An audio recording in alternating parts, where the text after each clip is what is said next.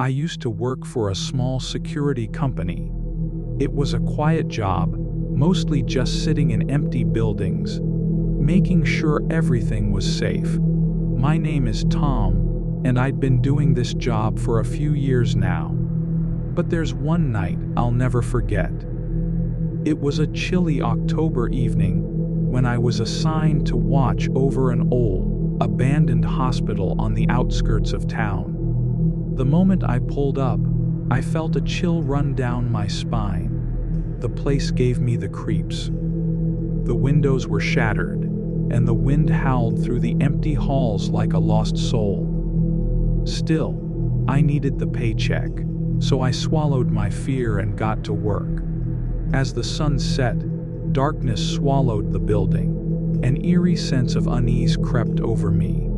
I tried to shake it off, reminding myself it was just an old, abandoned place.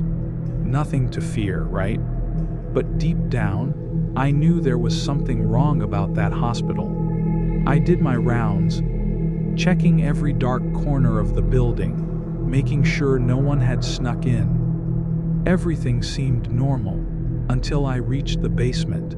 The air down there was thick, musty, and stale. I could feel the hairs on the back of my neck rise as I descended the stairs. The basement was pitch dark, lit only by the dim glow of my flashlight.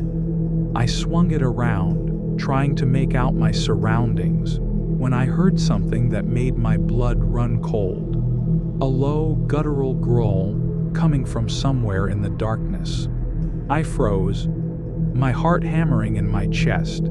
I told myself it was just my imagination, but then I heard it again, closer this time. My feet felt like they were glued to the floor. My flashlight trembled in my shaking hands as I started to back away. That's when I saw them, a pair of glowing eyes staring at me from the shadows. I froze. My breath caught in my throat, and then, just like that, I screamed. I turned to run, but something grabbed my ankle, pulling me to the ground. I kicked and thrashed, trying to free myself, but whatever had me was too strong. It dragged me further into the darkness. Every muscle in my body screamed to escape, but it was like fighting against a shadow. Just when I thought I couldn't take it anymore, the grip loosened. I scrambled to my feet, sprinting up the stairs, my legs barely carrying me. I didn't stop until I was outside, gasping for air, drenched in sweat. I looked back at the hospital, half expecting to see whatever had attacked me chasing after me. But there was nothing, just the dark, looming silhouette of the building against the night sky. Shaking, I stumbled to my car, terrified by whatever I'd encountered down there. I had no idea what it was, but I knew one thing for sure. I never wanted to go back. The next day, I quit my job, told my boss I needed a break, but deep down, I knew the real reason. I was terrified of what lurked in the shadows of that old hospital. To this day, I still have nightmares about that night. And every time I close my eyes, I can still hear that low, guttural growl echoing in the darkness, a reminder of the horrors that hide just out of sight. A couple of years ago, I was home alone, enjoying a rare night of peace. My parents were out for dinner, and my siblings were away at college. I looked forward to binge, watching my favorite TV show, with snacks by my side. But as I settled into the couch, something felt off. The house was eerily quiet. The creaks and groans of the old wooden floorboards seemed louder than usual, and the wind outside whispered strange melodies. I tried to brush it off, telling myself it was just my imagination, but the longer the night went on, the more unsettling the noises became. Footsteps outside my room. The sound of someone rummaging through the kitchen. I tried to convince myself it was just the house settling, but deep down, I knew something wasn't right. I decided to investigate, my heart racing as I slowly got up from the couch. Every step felt heavy. When I reached the kitchen, the lights were on and the room was spotless. Yet, an unsettling stillness lingered in the air. And then I heard it. A soft, raspy whisper, as if it came from all around me. "Get out, while you still can." I spun around, my pulse racing, but there was no one there. The whisper grew louder, more urgent. I froze, realizing that whatever it wasn't just my mind playing tricks. Panicked, I grabbed my phone and rushed to the front door, only to find it locked. I was trapped. The whispering became more menacing, and I knew I had to act fast. I ran back to the living room, grabbing a nearby vase, ready to defend myself. As I stood there, my heart pounding, I heard heavy footsteps from the hallway. They were deliberate, slow, and coming closer. I raised the vase, ready to strike, but when the figure entered the room, my breath caught in my throat. It wasn't what I expected. A woman, tall, gaunt. Her long silver hair cascaded down her back, and her eyes seemed to bore into my very soul. She wore a long white gown, and she moved with a slow, deliberate pace. "Who are you?" I asked, trying to keep my voice steady. She didn't answer. Instead, she reached out a bony hand and touched my face. The moment her fingers made contact, I felt a surge of electricity course through my body. Suddenly, visions flooded my mind. A family, happy and laughing, but then, a tragedy, a loss that seemed to consume them all. I saw the woman, standing in the same spot, her eyes filled with deep, sorrowful sadness. As the visions faded, I understood. The woman was a ghost, trapped in this house for decades. And somehow, I knew I had to help her find peace. With newfound courage, I reached out and took her hand. Together, we walked through the house, uncovering long, hidden secrets and memories. When we reached the front door, I knew it was time to let her go. I opened the door, and she vanished into the night, her eyes finally at peace. As I stood there, feeling a strange sense of relief wash over me, I knew I would never forget that night. I had faced my fears, and I had helped a lost soul find peace. And for that, I would always be grateful.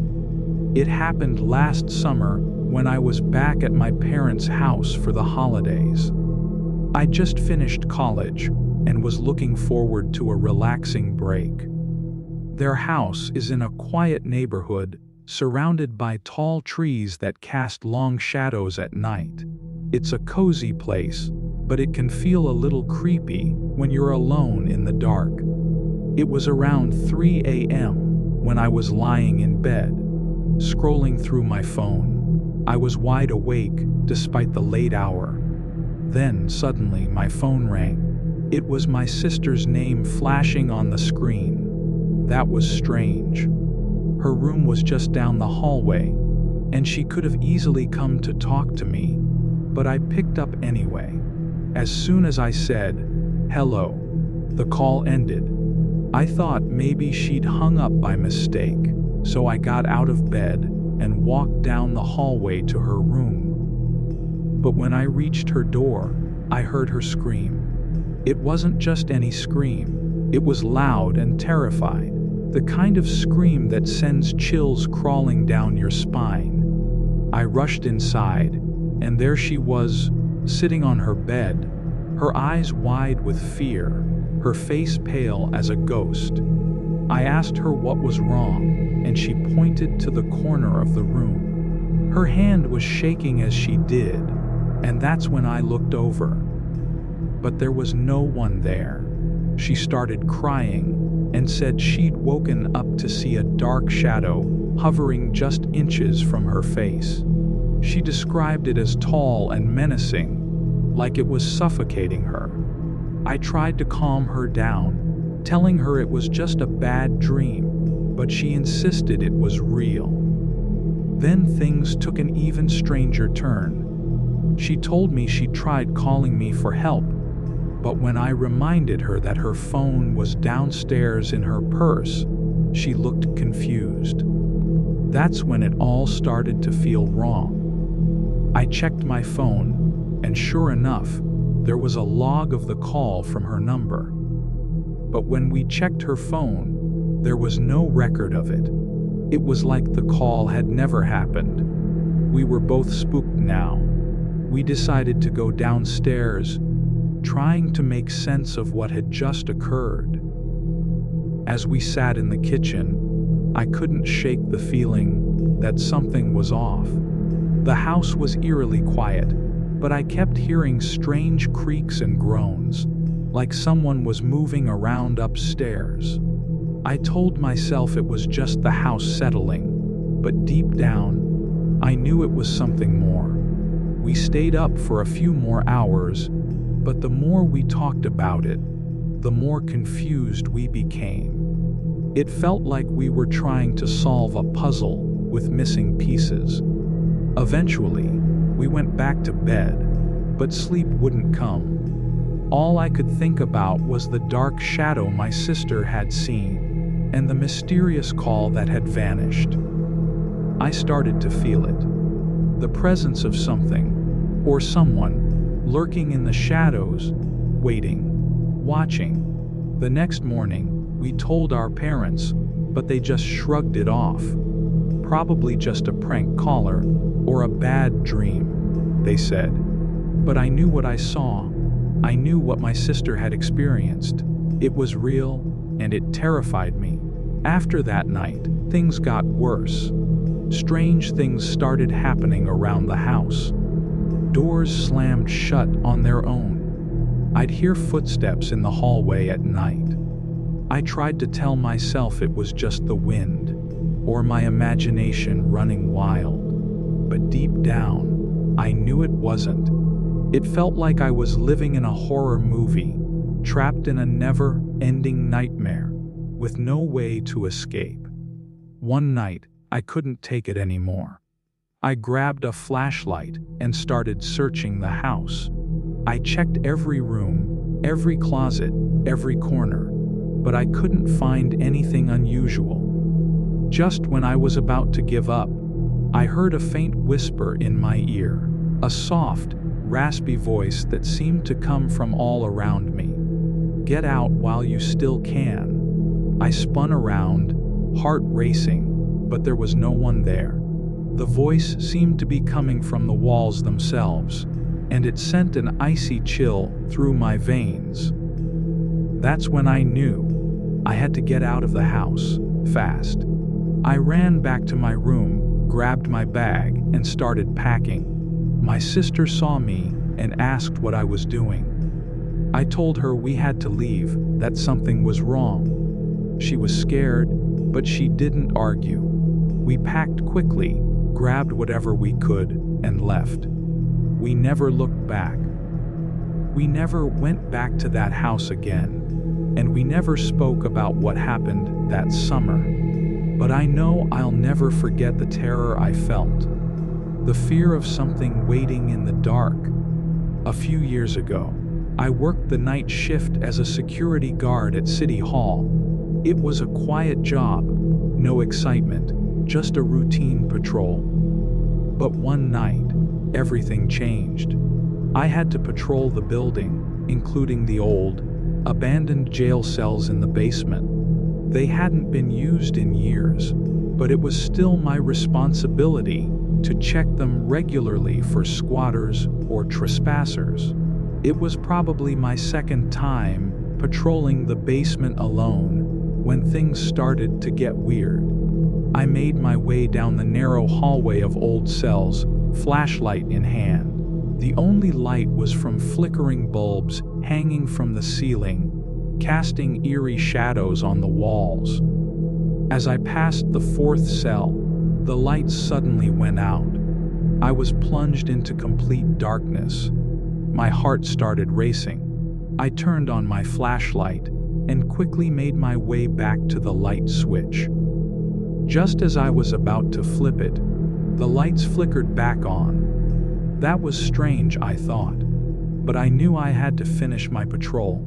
I walked faster, checking each cell as I passed. Then, halfway down the hallway, the lights went out again. And that's when I heard it. 2 cells slammed shut, echoing through the hallway. My pulse shot through the roof. Without thinking, I ran. My flashlight beam bounced off the walls as I sprinted toward the stairs. I burst through the door at the top of the stairs, slamming it behind me. I was in the main lobby of City Hall, surrounded by people, but I didn't care. I just wanted to get as far from those cells as possible. I made my way to my workstation, my hands shaking. I called my supervisor, asking if there had been any electrical issues. He said no. I didn't know what to say, so I just hung up. For the next 2 hours, I couldn't shake the feeling that something was watching me. My mind raced with thoughts of what could have caused those strange occurrences. I was paranoid, constantly looking over my shoulder. When my shift ended, I got out of there as fast as I could. I never went back to those cells again. From that night on, I made sure to avoid the basement, even if it meant being late for my rounds. When I finally left City Hall for good, I knew I wouldn't miss the place. But sometimes, in the dead of night, I still hear the sound of those cells slamming shut. And I know, whatever was down there, it's still waiting for me. It felt like he never existed, but I knew he did. And I knew he'd be back. I could feel it. The rest of the night went by uneventfully, but that feeling, that sense of unease, lingered like a shadow in the air. It was as if his presence had been left behind, hanging over me, watching me from the darkness. Just as I was about to leave for the night, I saw him again. There he was, standing outside the gate, staring up at the camera. I froze. I knew then, without a doubt, that he was coming for me. My heart raced as I ran inside, locking the door behind me, my mind spinning. I quickly called the police, but by the time they arrived, he was gone. Once again, he had vanished into thin air. I never saw him again, but I couldn't shake the feeling that he was still out there, watching, waiting, and I knew that next time, he wouldn't just stand there. He'd come for me, and he wouldn't stop until he got what he wanted. I quit my job that day. I couldn't take the constant feeling of being watched. But I'll never forget the way he stood outside that gate, staring up at the camera, like a reminder that sometimes the things that go bump in the night are real, and they're coming for us. I was in the office late one night, working on an important project. The clock on my computer screen showed 2:04 a.m. Everyone else had gone home, leaving me alone in the empty office building. The lights above hummed and flickered, casting strange shadows on the walls. I tried to focus on my work, but my mind kept drifting to the rumors about the building. Some said it was haunted, built on top of an old Indian burial ground. I didn't believe it, but the darkness and silence of the night made me wonder. As I typed, I felt a chill run down my spine. I tried to ignore it, thinking it was just my imagination, but the feeling stayed. It was as if someone was watching me. I glanced around the office, but there was no one there. The cubicles were empty, the chairs neatly pushed in. I was alone, or so I thought. The rumors about the haunted building started creeping back into my mind. You know, the scary movies where the last person in the office always encounters something sinister.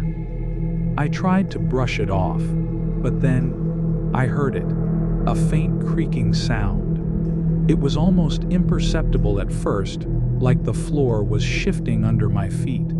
I told myself it was nothing, but the sound grew louder, and soon it sounded like footsteps echoing through the empty office. My heart started to race, my unease growing with every step I heard.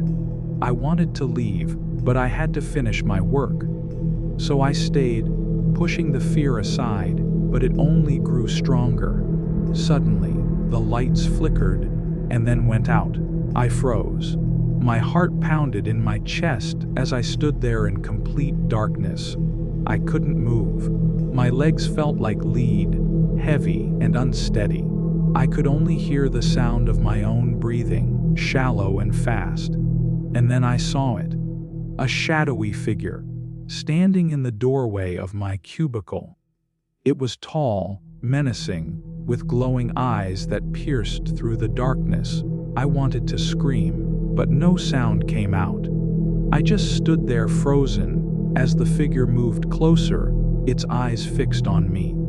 I closed my eyes, hoping it was just a trick of the darkness. But when I opened them again, the figure was still there, looming over me like a specter from the beyond. A cold chill ran down my spine as it reached out toward me.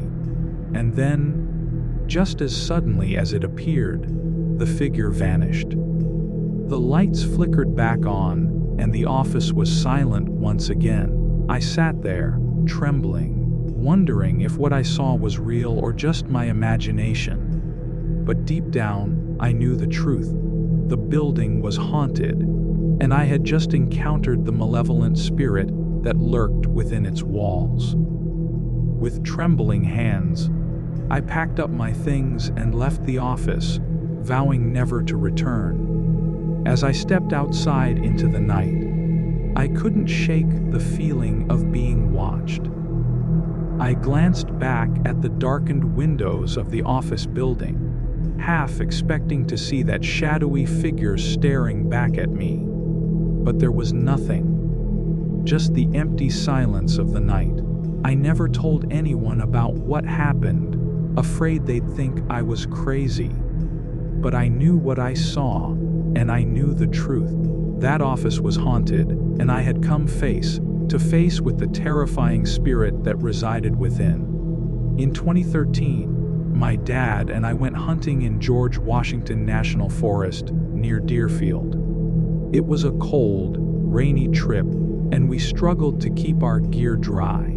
The woods were quiet and barren, and after about 3 days, we realized we were the only humans on the entire east side of Little North Mountain. Not a single truck, not another hunter, just us. That night, I was jolted awake by a scream, loud, primal, and unlike anything I'd ever heard. It echoed down the mountain from just above our camp. It sounded almost human, but not quite. I lay there, wide-eyed, staring at the ceiling of my tent, trying to process the noise. Then a second scream came, this time much closer, probably less than 300 yards behind our camp, down the washed-out trail that wound its way up the mountain. "Did you hear that?" I whispered to my dad, who was lying just across the tent. "Yep," was his one-word answer. "The rifles are in the truck." I whispered back. That was the last time those rifles ever spent the night in the back of our truck. The next morning, we woke up well before sunrise, joking about Bigfoot, scarfing down breakfast oatmeal, and getting ready to hunt. Then, out of nowhere, 2 forest rangers, dressed in uniform, pulled up right next to our camp. Without a word, they slung rifles over their shoulders and started walking up the washed-out trail in the direction of the yells. we'd heard the night before. We didn't know what they were after, but we figured they had their reasons. Maybe they needed to tell a couple of rowdy Sasquatch to keep it down. After that, we decided to hunt lower down the mountain. As we trudged through the thick underbrush, our boots squelching in the mud, the forest felt thick with mist. Occasionally, a branch would snap, making us jump. Dad kept glancing over his shoulder, and I could tell he was just as spooked as I was. We pressed on, determined to bag a deer before the end of the season. As the day wore on, the mist grew thicker, and the woods seemed to close in around us. It felt like something was watching us, its eyes hidden in the shadows, following our every move. I tried to shake off the feeling, telling myself it was just my imagination running wild. But deep down, I knew something wasn't right. We stopped for lunch in a small clearing, the silence of the forest pressing in on us. My dad built a small fire, and we ate in silence. The mist curled around us like ghostly fingers, adding to the eerie atmosphere. Suddenly, a twig snapped behind us, and we both froze, our hearts pounding in our chests. "Did you hear that?" I whispered, my voice barely audible. Dad nodded, his hand inching towards the hunting knife at his belt. We sat there, frozen, listening for any sign of movement. But there was nothing. Just the steady drip of water from the trees above. "Maybe it's just a deer," Dad said, but I could tell he didn't believe it any more than I did. We finished lunch in silence, the unease heavy in the air. As we packed up our gear and headed back into the woods, I couldn't shake the feeling that something was watching us. We hadn't walked long when we heard it again, the same eerie howling scream echoing through the forest. Dad stopped dead in his tracks, his hand tightening around his rifle. "What is that?" I whispered, my voice trembling. Dad didn't answer. His eyes scanned the trees, searching for some unseen threat. I felt a chill run down my spine, and the hairs on the back of my neck stood on end. Whatever was out there, it wasn't anything we'd ever encountered before. We kept moving, the howling growing louder with every step. It felt like we were walking straight into the jaws of some unseen predator. I wanted to turn back, to run as far away from whatever was out there as I could. But we couldn't. We had to keep going. Suddenly, we burst into a clearing, and there, standing in the center, was a creature out of a nightmare. It was at least 7 feet tall, its fur matted and unkempt.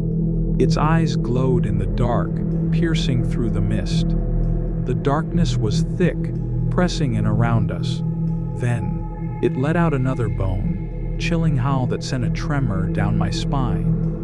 My dad raised his rifle, his hands trembling. But before he could aim, the creature vanished into the trees.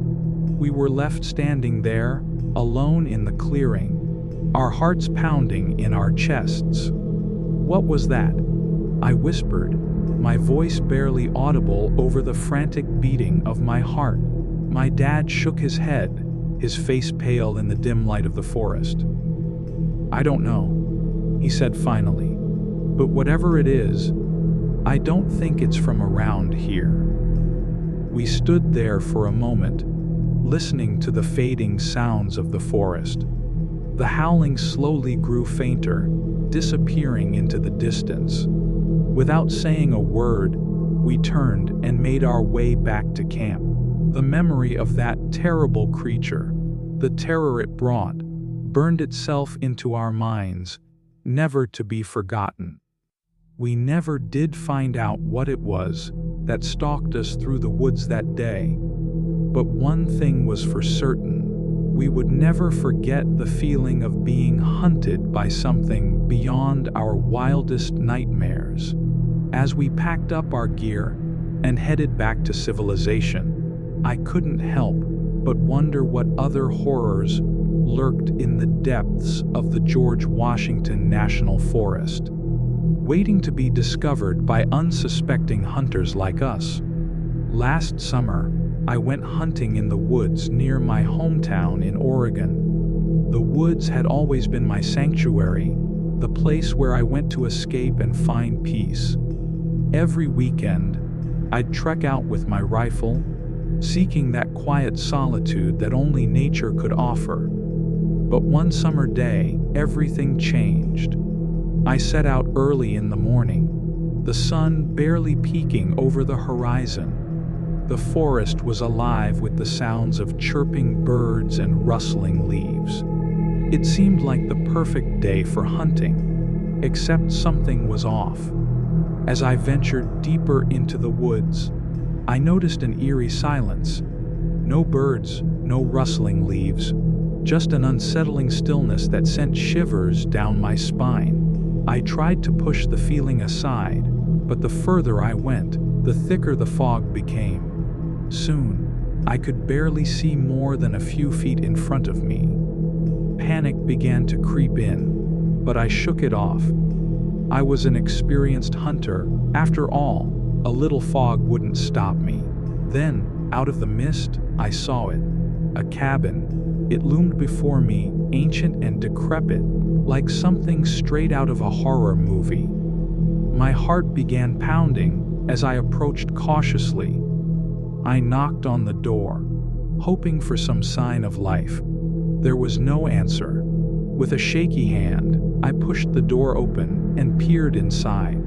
The air was thick with dust, the interior dimly lit.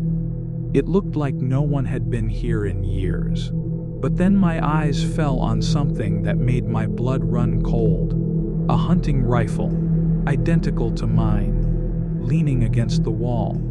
Fear gnawed at me as I backed away from the cabin. What was going on? Whose rifle was that? And where was the person who owned it? I stumbled through the fog, my mind racing with questions, but no matter which direction I turned, I couldn't seem to find my way out.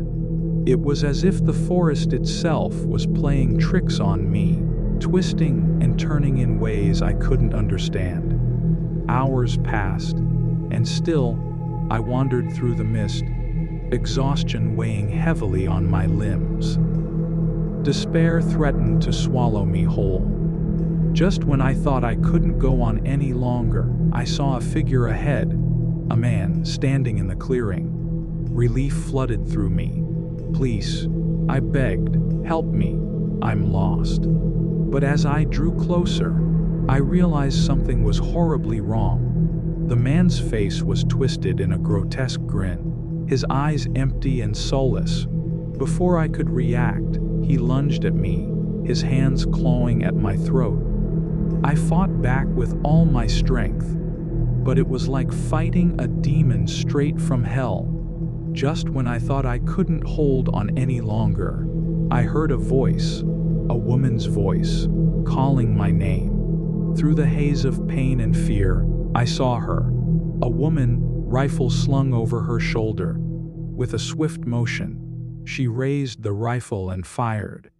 The shot rang out like a thunderclap, and the man's grip loosened.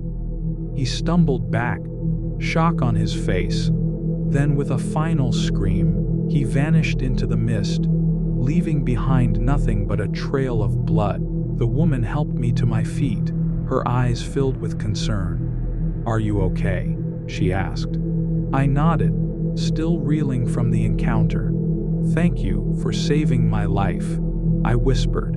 She smiled gently, but there was a sadness in her eyes. "You're not the first hunter to stumble into these woods," she said, "and unless we do something about it, you won't be the last." Together, we made our way out of the woods, the fog gradually thinning until we were bathed in the warm light of the setting sun. But even as we left the forest behind, I couldn't shake the feeling that something dark and sinister still lurked within its depths. As long as that cabin stood, I knew no one would ever be safe in those woods again. In September, I embarked on a solo hunting trip in the vast wilderness of Wyoming, hoping to bag an antelope. The landscape was breathtaking, rolling hills and endless sagebrush stretching as far as the eye could see. I had been preparing for this trip for months, and finally, I was here, surrounded by nature's splendor. As I trudged through the terrain, my senses were heightened, alert for any sign of my prey. The sun beat down on me, casting a golden glow over the land. After hours of walking, I spotted my quarry in the distance, a beautiful antelope, its coat gleaming in the sunlight. I raised my rifle, took aim, and fired. The animal dropped, and a rush of excitement and pride filled me. But then, I noticed something strange. A light, incredibly bright and fast-moving, hurtling towards me. At first, I thought it was a game warden on a side-by-side coming to check my paperwork. But as the light drew closer, I realized it wasn't anything I'd ever seen before. It dove into the sagebrush, disappearing from view. I stood there, puzzled, wondering what it could be. There were no vehicles, no people, just the endless expanse of wilderness. A shiver ran down my spine as I realized I was completely alone. No phone signal, no way to call for help. I tried to shake the feeling off and focused on the task at hand. I tagged the antelope and began field dressing it, my hands moving with practiced ease. But my mind kept drifting back to that mysterious light. What was it? Where had it come from? Where had it gone? As I finished dressing the antelope, I looked up and my heart skipped a beat. The light was back, traveling away from me at incredible speed. It moved with a fluid grace that defied any explanation. I watched, transfixed, my mind racing with questions. But as the light disappeared into the distance, a sense of unease settled over me. I couldn't shake the feeling that I was being watched, that something unseen was lurking just beyond the horizon, waiting. The silence of the wilderness felt heavy, almost suffocating. I quickly packed up my gear and began the long trek back to my truck, my senses on high alert for any sign of danger. As I walked, the feeling of being watched grew stronger. It was like eyes were boring into the back of my head. I spun around, but there was nothing, just the eerie quiet of the woods. The silence was overwhelming, and I knew I had to get out of there as quickly as possible. My heart raced as I finally reached my truck. I tossed my gear in the back and jumped into the driver's seat, locking the doors behind me. When I started the engine, a wave of relief washed over me. I was safe. But as I drove away from the wilderness, the feeling of unease stayed with me. I couldn't shake the thought that I had left something behind. Something that was still out there, watching and waiting. The memory of that strange light haunted me. I knew I would never forget the terror I felt in those lonely hills. From that day on, I made sure never to hunt alone again. I always had a buddy with me. And whenever I looked up at the night sky, I couldn't help but wonder if that light was still out there, moving through the darkness, searching for its next victim.